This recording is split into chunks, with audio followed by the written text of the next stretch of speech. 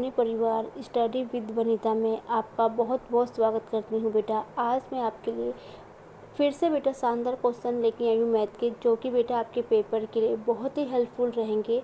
सीधा शुरुआत करूँगी बेटा मैं अपने पहले क्वेश्चन से। पहला क्वेश्चन क्या है, एक क्लब में 90 महिला सदस्य और 60 पुरुष सदस्य हैं। यदि महिला सदस्यों की औसत आयु 35 वर्ष है, पुरुष सदस्यों की औसत आयु 45 वर्ष है, तो पूरे क्लब की औसत आयु वर्षों में ज्ञात कीजिए। जब भी बेटा इस टाइप का क्वेश्चन आप पेपर में पूछा जाए तो आप इसको शॉर्ट ट्रिक से कैसे आप इस क्वेश्चन को सॉल्व करेंगे ध्यान से समझिए बेटा, ठीक है। इस किसी भी क्वेश्चन के ऐसे भी क्वेश्चन दे रखा हो इस टाइप का तो बेटा ट्रिक यही यूज होगी इसमें।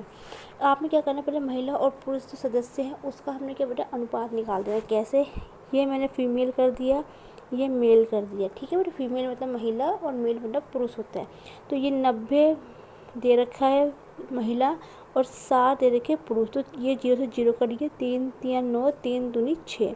तो बेटा महिला और पुरुष का अनुपात कितना निकल गया बेटा, 3:2 निकल गया, ठीक है। अब उसके बाद इसने क्या बोला, औसत आयु बेटा 35 दे रखी महिला की और पुरुष की 45 दे रखी है। तो हम क्या करते हैं, महिला और पुरुष का बेटा जो औसत है उसका एवरेज निकालते हैं। एवरेज मतलब उसका औसत निकालेंगे। तो बेटा कितनी दे रखी, 35 दे रखी है इसकी और इसकी 45 दे रखी, ठीक है। ये क्या है, अब यहाँ पे जो महिला थी बेटा, अब ये 3 महिला है और यहाँ पे 2 पुरुष हैं। तो हम पहले 3 महिला का औसत निकालेंगे और 2 पुरुष का औसत निकालेंगे। तो क्या करेंगे, इसमें करेंगे 35 में बेटा 3 से गुना कर देंगे, 3 महिलाओं का औसत निकाल देंगे और पुरुष का निकालेंगे तो यहाँ पे 2 से गुना कर देंगे बेटा। तो 35 से बेटा 35 दिया होता है बेटा 105 होता है, ठीक है बेटा। और 45 दूनी 90 हो गया, ठीक है बेटा। इसको आपने काटना नहीं है, इसको ऐसे ही रहने देना है। तो ये महिला और पुरुष का है, कुल क्या निकल, टोटल क्या निकल गया, औसत निकल गया, ठीक है। 3 महिला और उसका 2 पुरुष का बेटा। फिर उसके बाद क्या पूछा गया, पूरे क्लब का औसत आयु। तो आपने क्या करना है, आपने जो ये निकाला है, जो नया औसत निकाला है 105 में क्या करना है, 90 को जोड़ देना है। तो बेटा 105 पे आप 90 जोड़ोगे तो ये होगा 195 बटे आपने ये जो नया औसत निकाला है महिला और पुरुष का जो औसत निकाला है जो सदस्यों का औसत निकाला है उसको आपने जोड़ देना। तो 3 + 2 हो गया बेटा 5 हो गया। 5 से काटेंगे, 5 दिया 15, 4 बचेगा, 5 नहीं 45, तो 39 इसका करेक्ट आंसर होगा, ऑप्शन नंबर ए। तो बेटा उम्मीद है कि आपको क्वेश्चन समझ में आएगा। आपको किसी भी प्रकार की किसी भी क्वेश्चन पे कोई भी दिक्कत हो रही हो तो बेटा मुझे कमेंट सेक्शन में लिख के बता देना। तो कल सबसे पहले बेटा मैं आपके सभी क्वेश्चन के डाउट आपके क्लियर करूँगी, फिर मैं आपके नेक्स्ट क्वेश्चन को बढ़ाऊँगी बेटा, ठीक है। अब बढ़ते हैं अपने सेकेंड क्वेश्चन पे। सेकंड क्वेश्चन है बेटा, मेरी वीडियो बेटा लंबी ज़रूर जाती है लेकिन बेटा मैं आपको बिल्कुल जीरो लेवल से समझाऊंगी कि जिनको बेटा मैथ्स में आपको डर लगता है या जिसको मैथ्स में कुछ नहीं आता है उसके लिए बेटा वीडियो बहुत ही हेल्पफुल रहेगी। वैसे तो बेटा ये 2 सेकंड की क्वेश्चन होता है लेकिन बेटा मेरा मकसद ये है कि सभी बच्चों को ये चीज़ें समझ में आए बेटा, ठीक है। तो मैं आपको हर एक क्वेश्चन को पॉइंट टू पॉइंट समझाऊंगी जिससे कि आपको बेटा कोई प्रॉब्लम ना आए, ठीक है बेटा। और जब जितनी प्रैक्टिस करोगे उतना जल्दी आप इन क्वेश्चनों को भी कर पाओगे बेटा, ठीक है बेटा। चलो ज़्यादा बातें ना करते हुए अपने नेक्स्ट क्वेश्चन में बढ़ती हूँ मैं। सेकंड क्वेश्चन क्या बेटा, एक कुर्सी 800 रुपये में खरीदी जाती है तो 1100 रुपये में बेची जाती है, तो लाभ प्रतिशत ज्ञात कीजिए। प्रॉफिट एंड लॉस, लाभ और हानि वाले चैप्टर से बेटा इस टाइप के क्वेश्चन को कैसे सॉल्व किया जाता है ध्यान से समझिए बेटा। बेटा इस क्वेश्चन को लाभ और हानि, प्रॉफिट एंड लॉस को जितना प्रैक्टिकल लाइफ में लोगे उतना आप इसको ईजिली कर पाओगे, ठीक है बेटा। सीधी सी बात है, एक कुर्सी, मानो आपने कोई कुर्सी बाजार से आपने कोई कुर्सी 800 रुपये की खरीदी, आपने किसी और व्यक्ति को 1100 रुपये में वो चीज़ बेच दी, तो आपको यहाँ पे कितने का लाभ हुआ बेटा, 800 की चीज़ 1100 में बेची तो बेटे कितने का लाभ हुआ आपको, 300 रुपये का आपको यहाँ पे क्या हो गया, लाभ हो गया, प्रॉफिट हो गया। पूछा क्या है, लाभ प्रतिशत। बेटा लाभ प्रतिशत निकालना हो या हानि प्रतिशत निकालना हो तो उसका फॉर्मूला होता है लाभ पूछेगा तो लाभ आएगा, हानि पूछेगी तो हानि आएगी, बटा क्रय मूल्य गुना 100। लाभ और हानि वैसे हमेशा क्रय मूल्य पे निकलती है बेटा, ठीक है बच्चा। तो लाभ कितना है, 300 रुपये का लाभ हुआ बटा बेटा क्रय मूल्य, ठीक है बेटा। क्रय मूल्य कितना बेटा, 800 रुपये। क्रय मूल्य क्या होता है बेटा, जो हमने चीज़ जितने की हमने चीज़ खरीदी है वो उसका क्रय मूल्य होता है गुना बेटा 100। ठीक है बेटा, 2 जीरो से 2 जीरो कटेगी तो 30 300 बटा 8। बेटा मुझे यहाँ से पता चल रहा है कि आंसर जो आएगा मेरा पॉइंट में आएगा। तो बेटा ए और डी तो इसका आंसर बिल्कुल भी नहीं होगा। ठीक है, अब देखो बेटा 8 से काटोगे, 8 या 24 तो 3 इसमें भी है 3 इसमें भी है। अब 24 6 बचा 60 हो बेटा। अब मुझे इतना पता है कि 8 में 60 2 बार तो बिल्कुल भी नहीं कटेगा, तो इसका आंसर सी तो वैसे भी नहीं होगा। तो बचा क्या, ऑप्शन नंबर बी इसका करेक्ट आंसर होगा 37.5 37.5, क्योंकि 8 सत्ते 56 होता है बेटा। ये कैलकुलेशन करने की भी बेटा ट्रिक होती है जिससे कि आप अपना समय बचा सकते हो, क्योंकि कैलकुलेशन में होता है बहुत टाइम वेस्ट होता है बेटा। तो ये एडवांस मैथ के तरीके होते हैं जो कि मैं आपको हर एक क्वेश्चन में आपको बताऊंगी बेटा ये। ठीक है बच्चा, अब बढ़ते हैं अपने नेक्स्ट क्वेश्चन की ओर। नेक्स्ट क्वेश्चन क्या बेटा, अरुण और अमित मिलकर किसी कार्य को 50 घंटे में पूरा कर सकते हैं। अमित और श्याम मिलकर उसी कार्य को 75 घंटे में कर सकते हैं। अरुण और श्याम मिलकर उसी कार्य को 25 घंटे में कर सकते हैं। तो वह समय ज्ञात कीजिए जिसमें अमित अरुण श्याम मिलकर कार्य को पूरा करेंगे। बहुत ही अच्छा इंपॉर्टेंट क्वेश्चन है बेटा ये। क्वेश्चन बेटा कार्य एंड समय का टाइम एंड वर्क का क्वेश्चन है, जो कि एग्जाम में हमेशा क्वेश्चन बेटा पूछे ही जाते हैं इसके। तो इसको आप कैसे करेंगे ध्यान से समझिए बेटा। देखो पहले इसने पूछा है अरुण, ठीक है, अरुण प्लस अमित। तो बेटा मैं क्या कर रही हूँ, अरुण को मैं लिख देती हूँ ए लिख रही हूँ और अमित को मैं स्मॉल ए लगा देती हूँ। ठीक है बेटा, कितने कार्य कितने कर रहे हैं, 50 घंटे में इसको हम कर रहे हैं बेटा। उसके बाद क्या बेटा, अमित को मैंने बेटा स्मॉल ए लिया है, श्याम को मैं एस ले रही हूँ। कितने घंटे में कर रहे हैं, ये 75 घंटे में कर रहे हैं बेटा। ठीक है बच्चा, उसके बाद उसने क्या बोला है, और अरुण को मैंने कैपिटल ए ले रखा है और श्याम कितने घंटे में कर रहे हैं बेटा, उसको 25 घंटे में कर रहे हैं बेटा। ठीक है बेटा, आपने क्या करना है बेटा, देखो यहाँ पे मेरे पे स्पेस नहीं है तो मैं यहाँ पे क्या कर रही हूँ, नीचे लिख रही हूँ मैं, ये 50 और ये 75 और ये 25 बेटा। ठीक है बेटा, उम्मीद है आपको दिख रहा होगा सब कुछ क्लियर। तो आपने क्या करना है बेटा, इस टाइप के क्वेश्चन को हमेशा एलसीएम मेथड से सॉल्व किया जाता है। तो मैंने क्या करना है, इन तीनों का आपने एलसीएम ले लेना है। तो तीनों का एलसीएम लोगों तो 50 75 25 का एलसीएम लोगों तो बेटा कितना आएगा, 150 आता है, 150 आता है। ये 150 इसका क्या बेटा एलसीएम आ गया। ठीक है बेटा, 150 एलसीएम आ गया। इसके बाद आपने क्या करना है, इनका एक दिन का कार्य निकाल देना है। तो 50 को 150 से भाग दोगे तो बेटा कितने का, 50 या 150 होता है। ठीक बेटा, और 75 दूनी कितना आएगा बेटा, 150 होता है, और 25 छिक्के 150 होता है बेटा। ये क्या करा हमने, एक एक दिन का इनका कार्य निकाल दिया। ठीक है, आपसे पूछेंगे कि इन तीनों का पूरा कार्य निकालना है। तो आपने क्या करना है, इनका कार्य निकालने क्या करना पड़ेगा, आपने इनको आपस में जोड़ देना है। तो इनका क्या करना पड़ेगा, आपने एक दिन का कार्य जोड़ देना है। जब आप इनका एक दिन का कार्य जोड़ोगे बेटा, तो देखो ये भी है अरुण यहाँ पे, अरुण यहाँ पे, तो 2 अरुण हो गया। ठीक है बेटा, यहाँ पे स्पेस नहीं है तो मैं इसको ना नेक्स्ट पेज में करके दिखाती हूँ, तो आपको जल्दी समझ में आएगा, क्योंकि यहाँ पे स्पेस की कमी है। क्वेश्चन आप देख लो बेटा, तो मैं इसको नेक्स्ट पेज ओपन कर रही हूँ तो वहाँ पे समझाती हूँ उस क्वेश्चन को। मैं नेक्स्ट पेज ओपन कर दिया है तो यहाँ पे आप इजीली समझ सकते हो। तो यहाँ पे बेटा 2 अरुण हो जाएगा, 2 अमित हो जाएगा और 2 क्या हो जाएगा बेटा, श्याम हो जाएगा। इक्वल टू क्या हो जाना है, आपने बेटा जो कार्य जोड़ना है ना, हमने जो कार्य जोड़ना है, जो उनका एक दिन कार्य निकाला था ना, वो जोड़ना है। तो यहाँ पे 3 + 2 + 1 हो गया बेटा, नहीं सॉरी 6 बेटा, 6 कार्य थे ना। एक मैं पेज ओपन कर लेती हूँ पीछे वाला एक बार।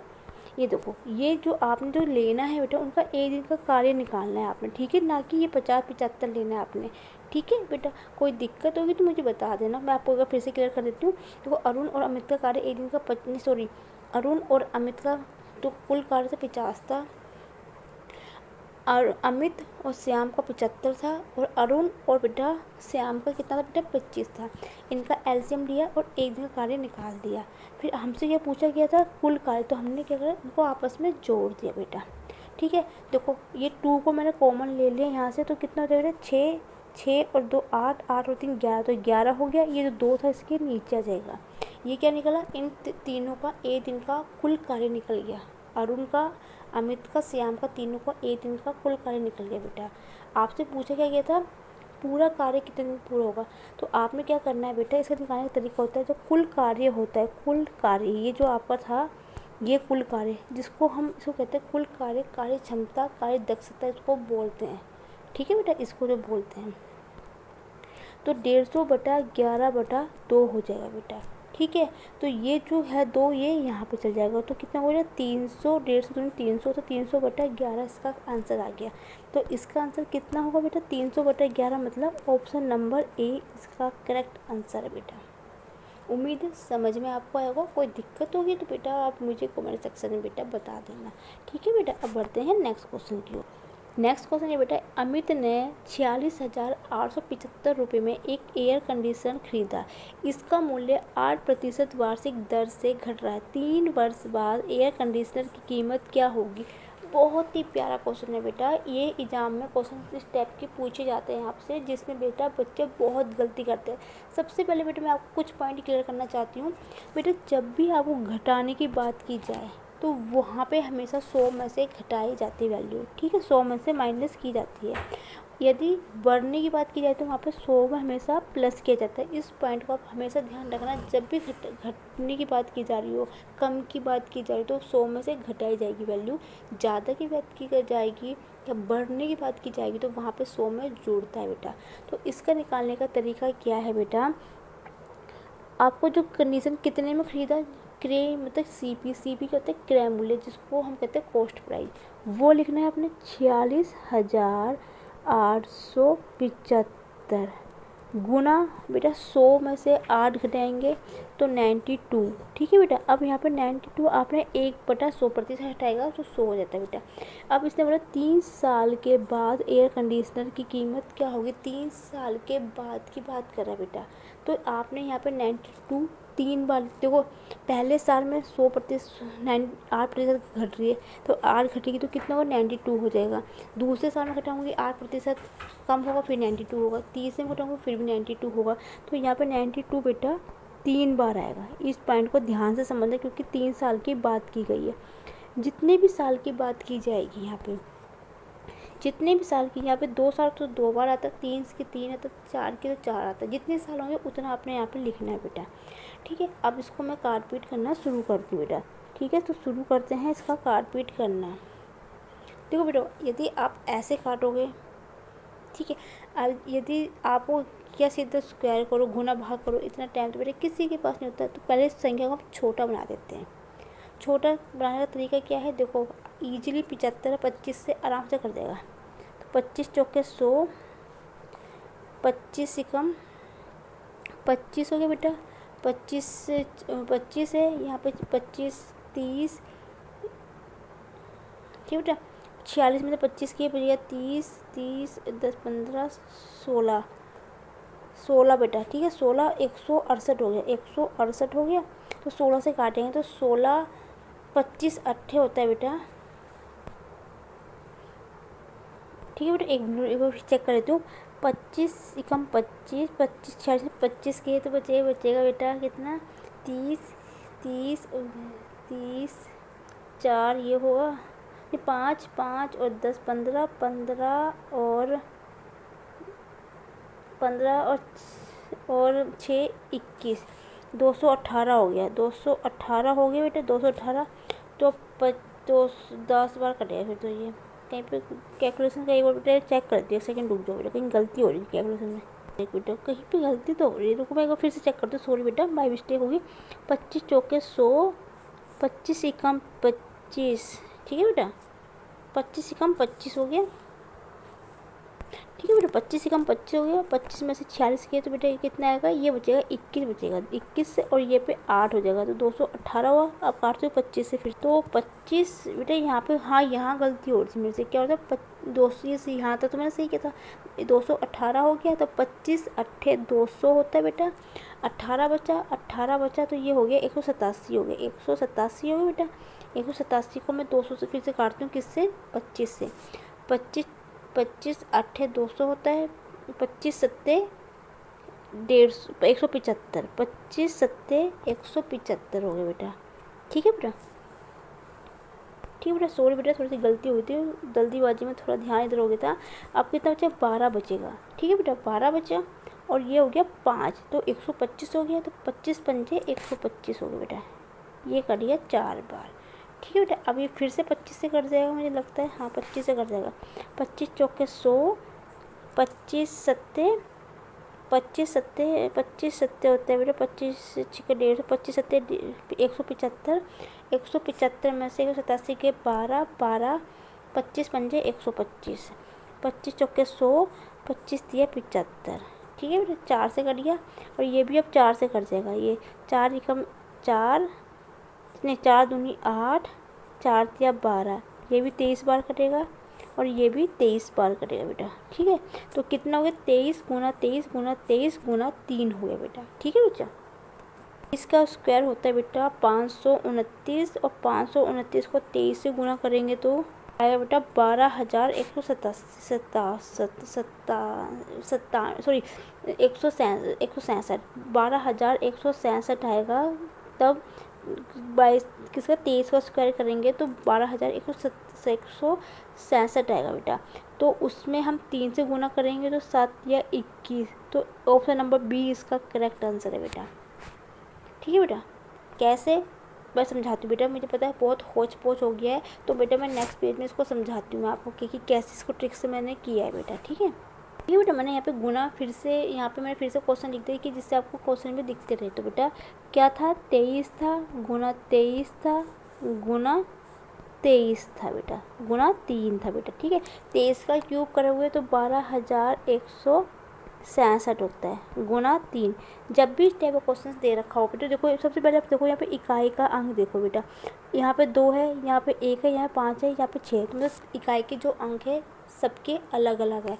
तो आपने ज़्यादा इसको कैलकुलेशन करने की जरूरत नहीं, बस आपने कहना इकाई के अंक की गुना इकाई के अंक से कर देंगे।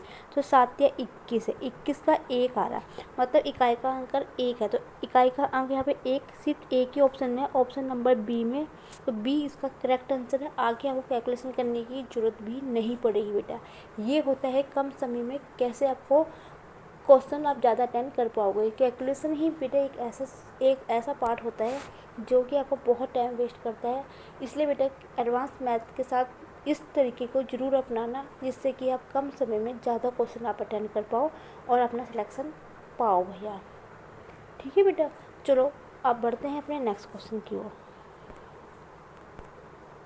नेक्स्ट क्वेश्चन क्या बेटा, एक व्यक्ति एक दिन में 6 घंटे 240 किलोमीटर, दूसरे दिन में 8 घंटे में 1360 किलोमीटर और तीसरे दिन 6 घंटे में 450 किलोमीटर की दूरी तय करता है। 3 दिनों में उसने प्रति घंटे की औसत चाल ज्ञात कीजिए। बहुत ही अच्छा क्वेश्चन बेटा, औसत चाल एवरेज वाला से है, औसत और चाल समय दूरी वाले चैप्टर से, जो कि पेपर में बेटा पूछे भी जाते हैं क्वेश्चन। तो आपने कुछ नहीं करना बेटा, औसत चाल निकालिए। कुल चाल औसत चाल बराबर होता है बेटा दूरी बटा समय। चाल स्पीड इक्वल टू होता है डिस्टेंस बटा टाइम होता है।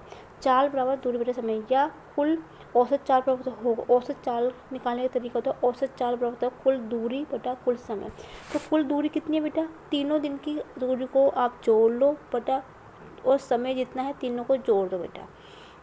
तो क्या करोगे बेटा आप, पहले दिन कितना है 240 है, प्लस बेटा 1360 है, प्लस 450 है बेटा, बटा 6 प्लस 6 प्लस 8। ठीक है बेटा, तीनों को मैंने जोड़ दिया यहाँ पे। अब मैं को जोड़ देती हूँ। ठीक है बेटा, जोड़ोगे तो कितना होगा बेटा, देखो ये 250 है, सॉरी 240 है पहला, 1360 है और 450 है बेटा।